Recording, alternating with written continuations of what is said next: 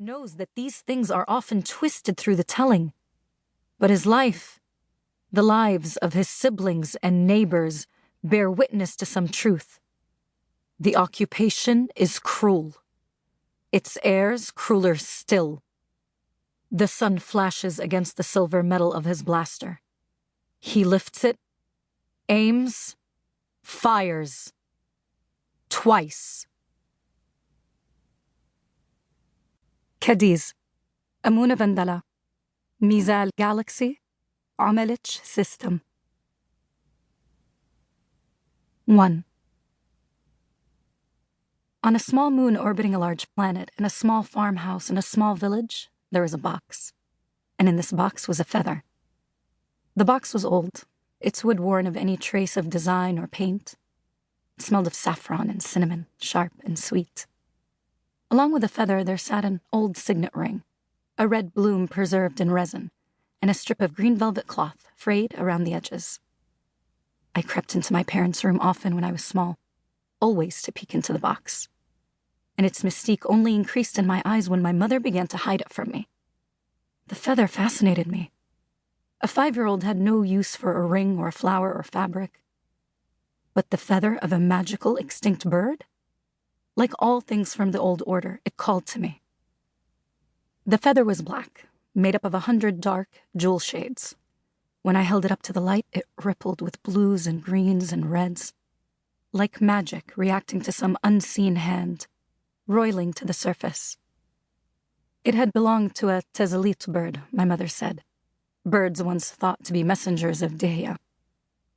When Dihya wanted to give you a sign, he slipped the feather into your hand.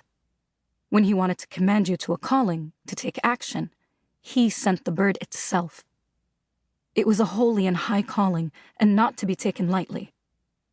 War, pilgrimage, the fate of nations, this was what the tazlit called a person for. My grandfather had received a tazlit, though my mother never talked about why or even who he was. A foolhardy man who died grieving all he did not accomplish, she'd said to me once. I stared into the old box, my eyes unfocused, my gaze turned inward. The sun would set soon, and I didn't have time to waste by staring at an old feather.